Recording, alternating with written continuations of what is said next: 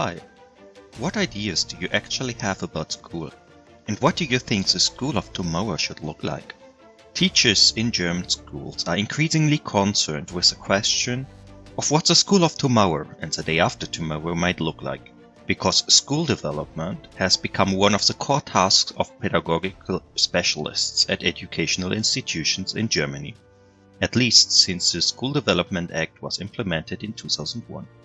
But what is that actually all about, and why was the development task of schools transferred to the teachers in the schools? In order to answer these questions, we must first take a look at the school conditions in the second half of the 20th century.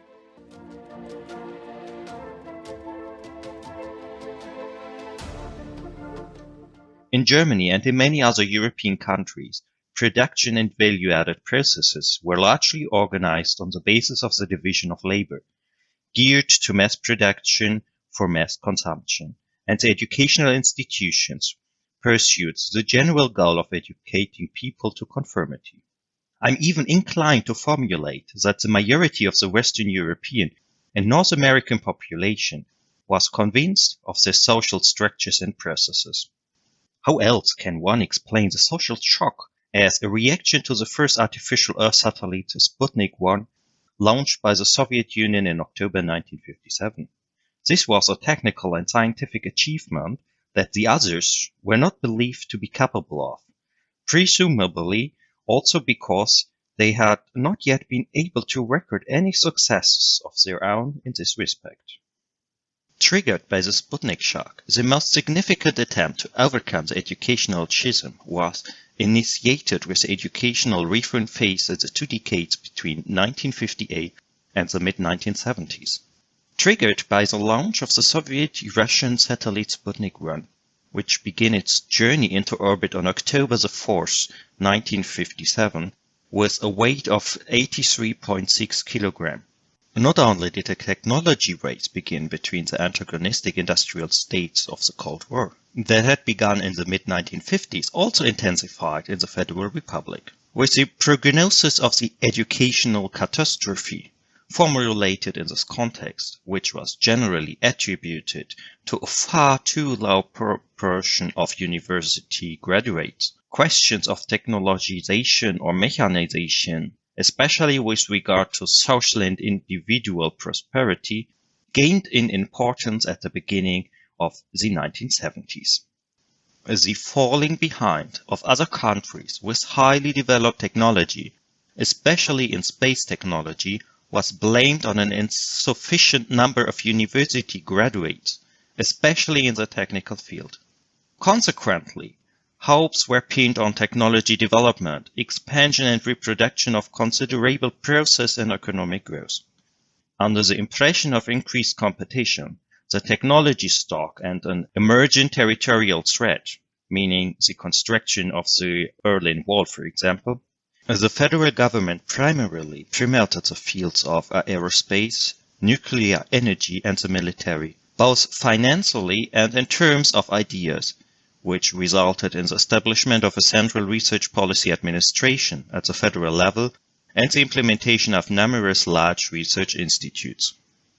The rethinking of technology, research and economic policy provided a favorable framework for education policy reforms that led to activities aimed at bringing general and vocational education closer together, linking them, interlocking them, or integrating them.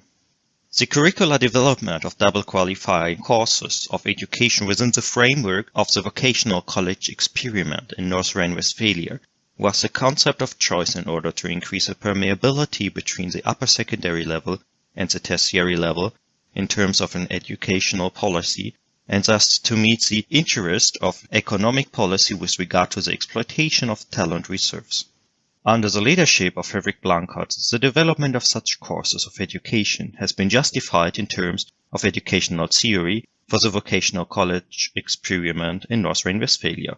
The context of justification includes the insight that the word general can refer to content, to the Septem Artes Liberalis, that's the ancient curriculum of the 7 liberal arts, to the subject canon of the gymnasium, or to subjects, to all citizens, or to subgroups. The establishment of new management models in the area of public services is by no means an ad hoc change, but rather the preliminary result of a development that began as early as the mid-20th century. In both political and economic terms, questions of social transformation gained in importance.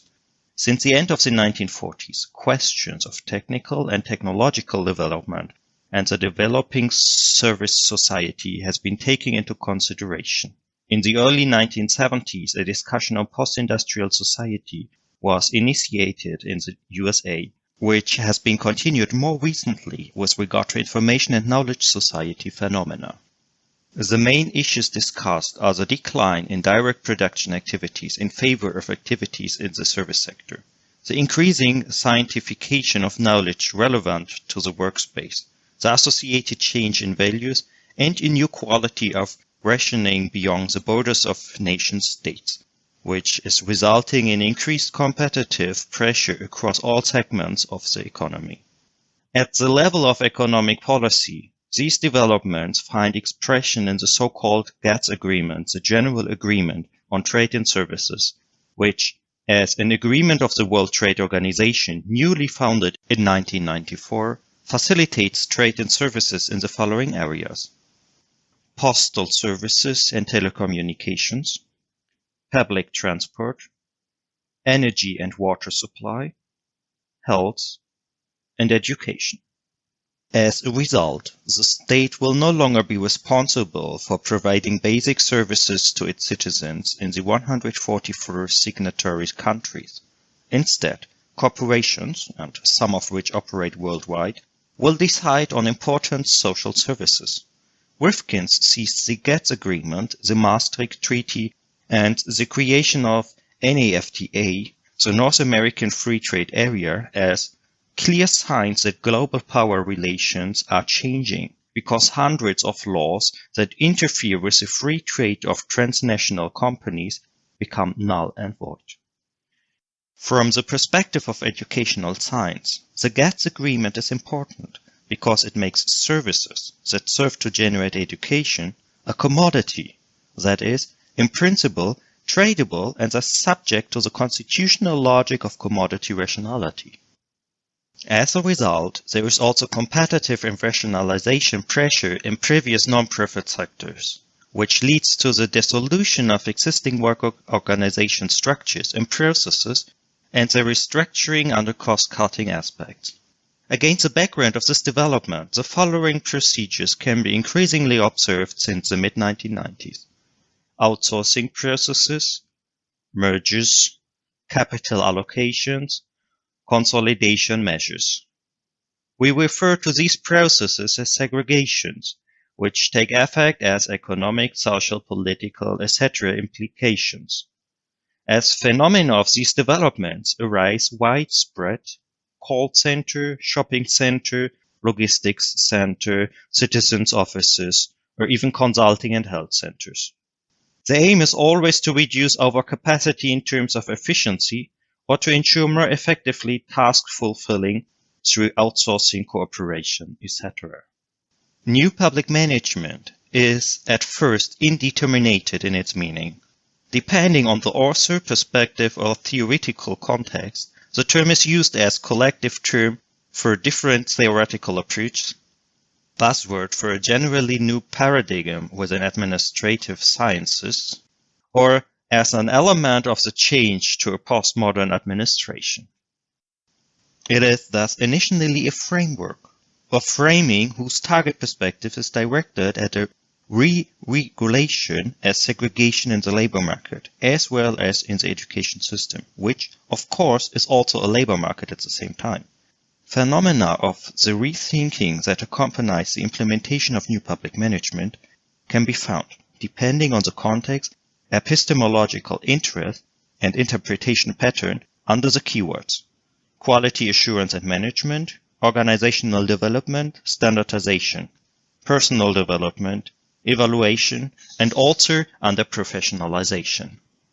In general, new public management implies the deregulation, liberalization, and thus privatization of public services in the conviction that the private economy administration on the ground could perform the task more efficiently and effectively than the state with its civil servants, especially since the fulfillment of these public services costs the state an immense 49% of the gross domestic product in Germany, which, according to the Federal Ministry of Education and Research and the Organization for Economic Cooperation and Development, was reduced to 43.2% of the gross domestic product in 2008.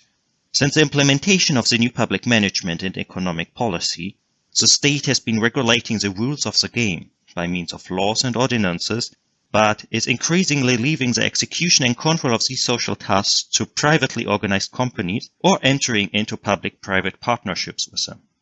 Whereas the privatization of formerly public services, such as transportation, healthcare, and postal services and telecommunications, took place via the establishment of joint stock companies and the sale of shares to private investors.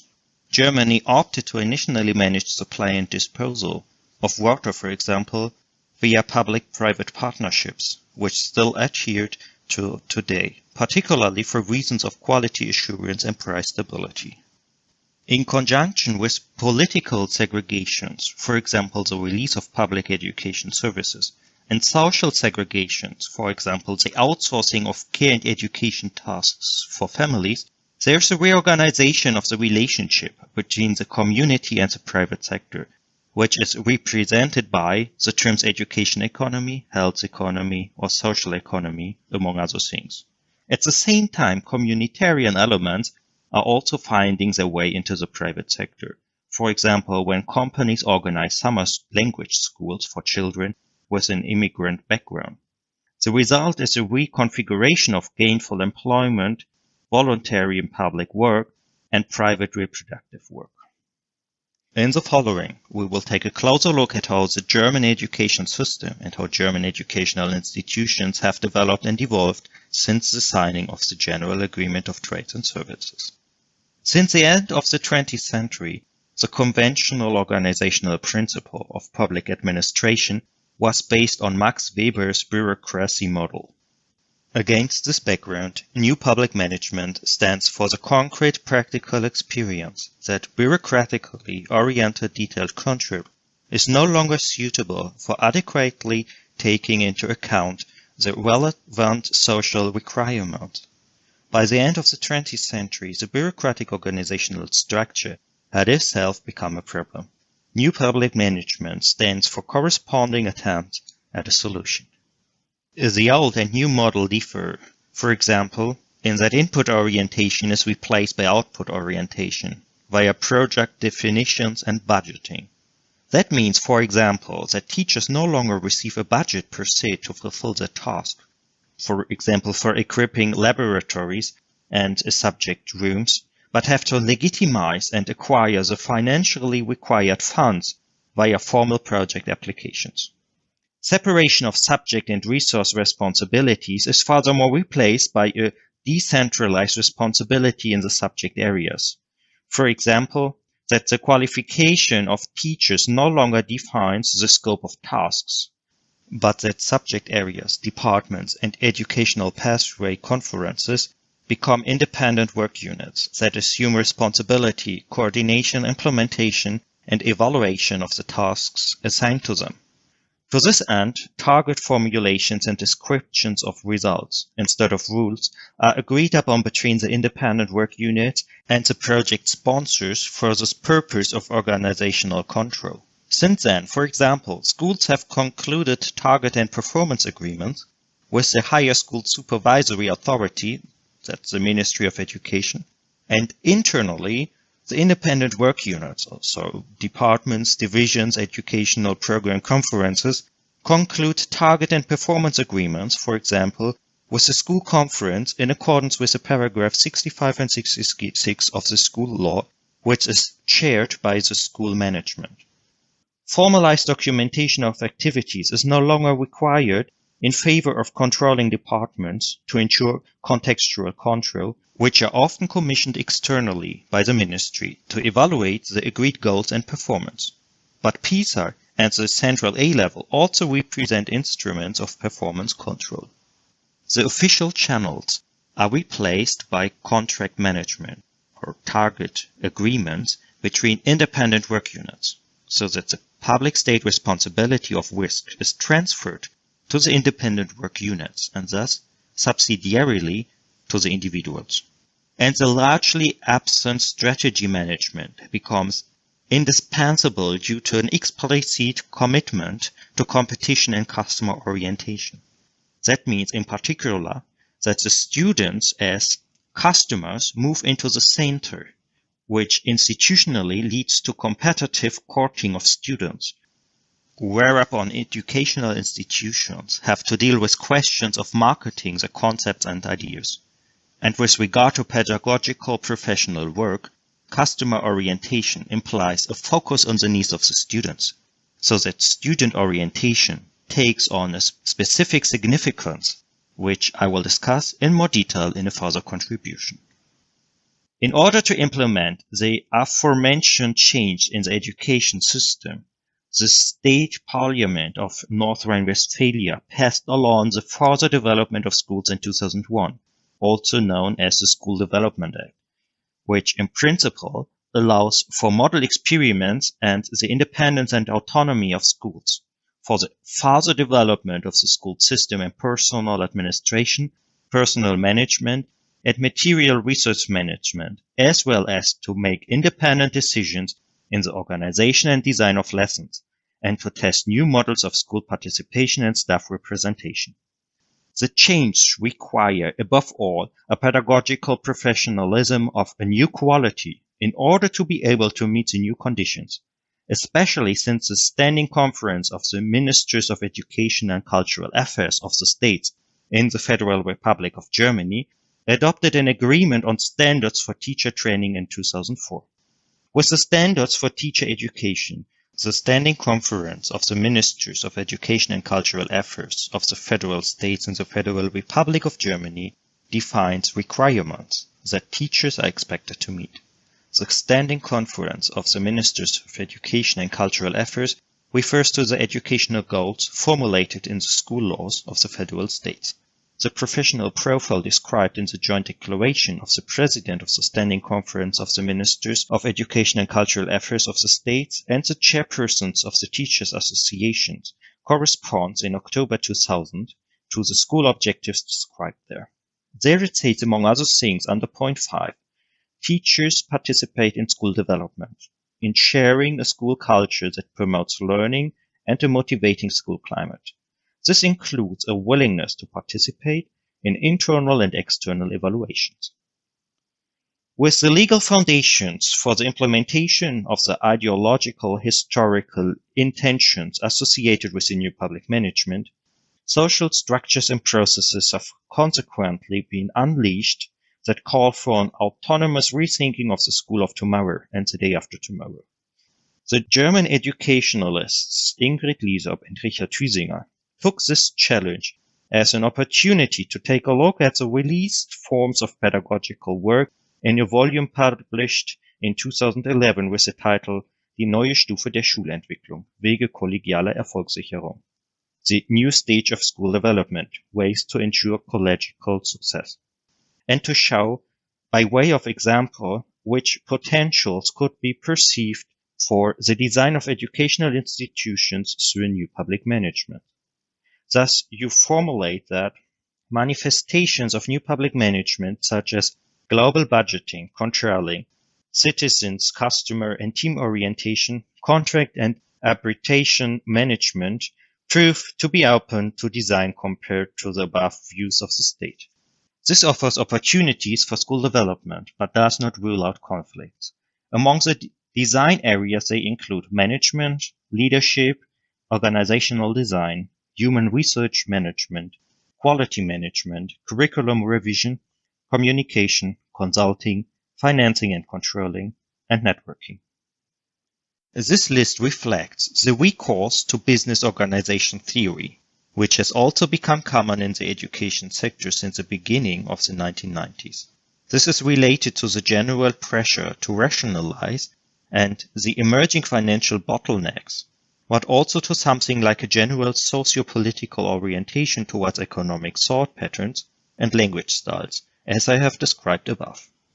It must be stated, however, that the listing of the above design fields or terms is not logically appropriate, either from a business perspective or with regard to the special concerns of school management and school development. As a result, the practical and regulatory requirements become fragmented and diffuse. Also, the goals fall by the wayside. All the terms or issues listed above are therefore matters of management. It does not matter whether parts of the management are delegated, for example, to teams or committees. Due to the central importance of resources, personal, material resources, financial resources, time, procedures, all management tasks are linked. This does not deny that specific expertise is required for individual management areas. Nevertheless, the respective interdependencies are of central importance.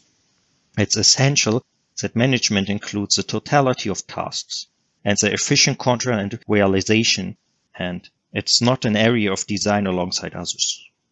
From the point of view of management, data is regarded as an information resource and evaluated for design purposes. It no longer merely administrated and passed on bureaucratically as before under the bureaucracy model. Thus, Ingrid Liesop and Richard Hüsinger formulate the central management areas of school development as organizational development, curriculum revision, field analysis, and personnel management. Organizational development in the context of school development focuses on the change of organizational structures and processes as well as on social communicative structures. It always includes the dimensions of planning, implementation, and evaluation. In addition to organizational development, curriculum revision is a field of school development that's as central as it is unfamiliar. The term curriculum is considered outdated since the curriculum reform of the 1960s and 1970s faded away.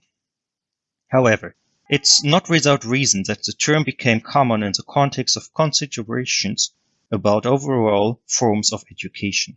It refers to the overall structures of goals, content, methods, standards, and time structures of teaching and learning, beyond the school and grade-specific collections of material. Thus, beyond content and competences, the term curriculum encompasses the formation of school profiles within the framework of regionalization and social space processes, the objectives of the educational programs and the basic standards of knowledge and skills, and the pedagogical didactic logic underlying the structure of modularly designed educational courses. After all, it's not about the material itself, not about the mere program, but about its structured realization. In this process, material, temporal, and personal resources are intertwined, as is already found in the idea of the learning field principle, according to which curricula for vocational schools have been designed since 1996 in Germany. In addition, vocational schools in particularly will probably have to secure their existence in the future within overall regional structures. On the pedagogical side, these structures include the educational offerings with their respective profiles and capacities. They include the labor market and all non-school training institutions, the continuing education sector, the economic structure of the region, and the various social institutions. Simplified, the network of coordinates of the pedagogical field represents the structural network of schools as a pedagogical field, and against this background, it is recommended to analyze it. In doing so, the internal structure is viewed from the outside. While economic instruments are used for management, field analyses are primarily carried out in the social sciences. In the construction of the curriculum, methods from the educational sciences are intertwined with those from the social and economic sciences. This is the reason why external scientific know-how becomes indispensable in school development. For internal and external orientation, we therefore recommend Ingrid Liesop's coordinate network of the pedagogical field, which can be explained as follows. The school profile serves as a basic standard, as it were as a basic position in terms of educational philosophy and educational policy. It contains the way in which an educational institution implements its general educational mission. The structures and processes of an institution can be measured against this, as well as its specific functionality. Details of the profile are set out in the school program. The following areas are to be designed as quality-relative areas on the part of the structure, program, curricula, and resources. On the part of the processes, education, teaching and consulting, administration and management, organizational development and controlling, and evaluation, networking. Specifically, the following aspects can be used to assess quality. On the part of the school profile, didactics and methodology, school organization, positioning in the context of the overall educational system of a region, including support measures. On the part of the curricula, transparency of curricula, modules and teaching learning units with regard to structure, connection options, and permeability, as well as degrees, methodology, weighting of the teaching learning culture. On the part of the distribution of resources, buildings according to age, structural condition and number and equipment of rooms according to pedagogical needs, professionalism of teaching staff, and professionalism of administration and management. And on the part of networking, dimensioning, resource management, marketing with innovations, and domestic cooperation. Human resources management serves in particular to ensure the existence and quality of the school as a whole. The educational programs and the school profile, especially its potential for change with regard to the labor market, play a prominent role. The personal budget has the largest share in the financing of the school.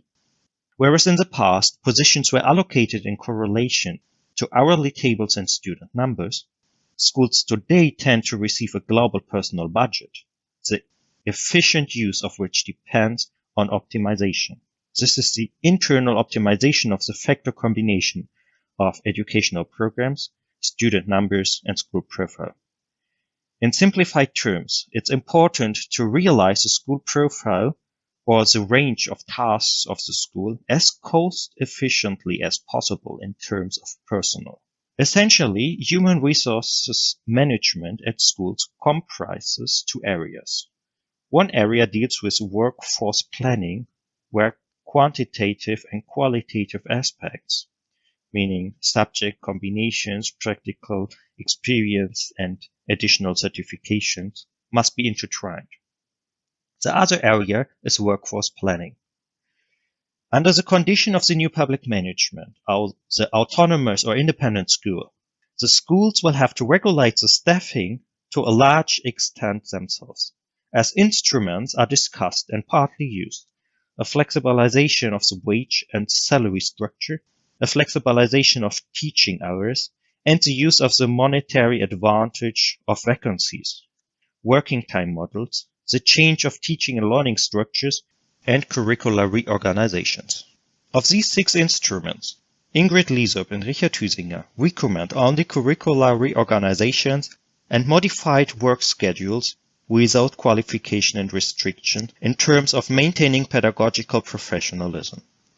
Working time models of teachers are not only highly controversial, their construction is also extremely difficult if one wants to come close to solving the problem of the value of work and its fair remuneration. In addition to internal school constellations, social attitudes must also be taken into account. This includes the widely negative assessment of teachers' work, especially of the amount of time they spend working and the other burdens they face.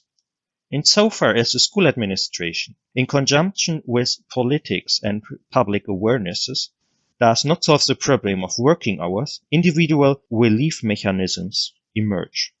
Their most pronounced manifestation is the early disability of teachers in Germany. Basically, the difficulty of efficient work time models at schools reflects a problem that affects society as a whole. It's highly complex and encompasses not only individual consciousnesses about the value of a particular job. Rather, these are intermingled with the social, collectively made decisions about the valuation of gainful employment, public work and family work, including the problem of the distribution of work.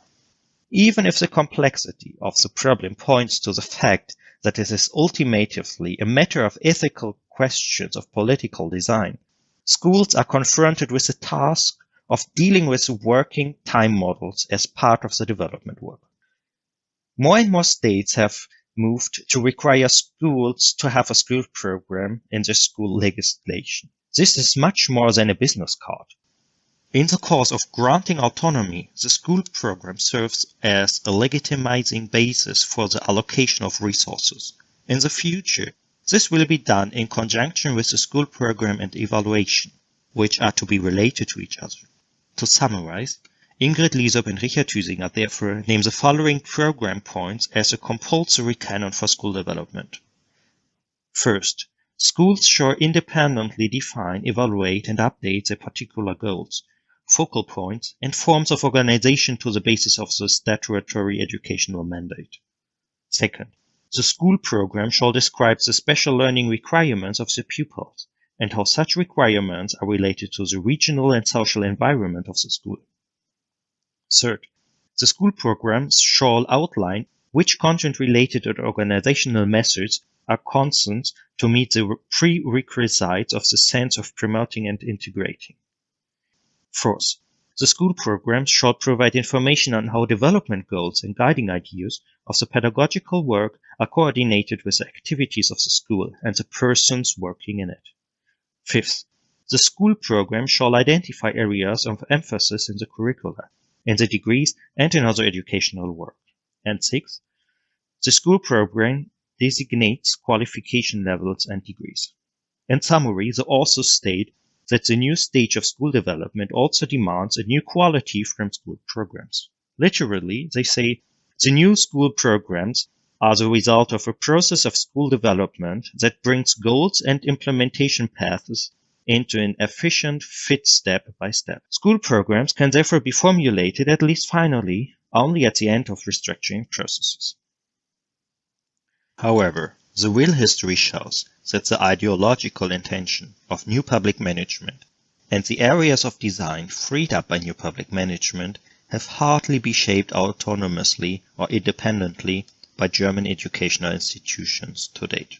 Since the Freiräume-Runderlass of 2012, more and more schools have applied for the testing of new models and have founded internal steering groups, sometimes with external advice, which are to design, implement, and evaluate named school development tasks. In many cases, however, this development encounters challenges that can lead to conflict and resistance, because every increase that is demanded in the everyday work routine challenges a reorientation. Such reorientations also require new perceptions, interpretations, and decisions. This touches on value patterns, mental and habitual characteristics of the work personality, design needs and design competency, autonomy needs and the will for autonomy, but also needs pro and contra development and unfolding are touched. Strong impulses for change can therefore release holding, even regressive tendencies before the new beginning. They serve to seek identity and interests. If such safeguarding needs come up against the forward-looking attitudes of other people, conflicts are often the result, just as they are when different ideas about design and value orientations collide. Conflicts in processes of organizational development, and thus also in school development, thus do not only result from the fact that there are different material interests or different methodological orientations. Rather, the roots of conflict are multidimensional. On the one hand, they reach into the different subsystems of the organization. On the other hand, into the psychosocial core of the working personalities. This is shaped by norms, values, thought patterns, and work styles, which can be polar opposites in extreme cases, depending on the discipline and training. The most important thing is to view conflict as something objectively normal, part of any development. However, it's important to ensure that differing positions and interests can be articulated as early as possible. They can be approached in the simpler way of problem solving. Let me conclude by repeating the question I asked at the beginning. What ideas do you actually have about school? And what do you think the school of tomorrow should look like? I hope that you have been able to gain an impression of the potential of change that's required in the German education system, and that this has encouraged you to participate in the design of an innovative and sustainable concept of school. Because if you do not actively participate and make your contribution to school development, then you are subjecting yourself to the ideas and conceptions of others, and thus virtually giving up your own human potential. Above all, your creativity and individuality.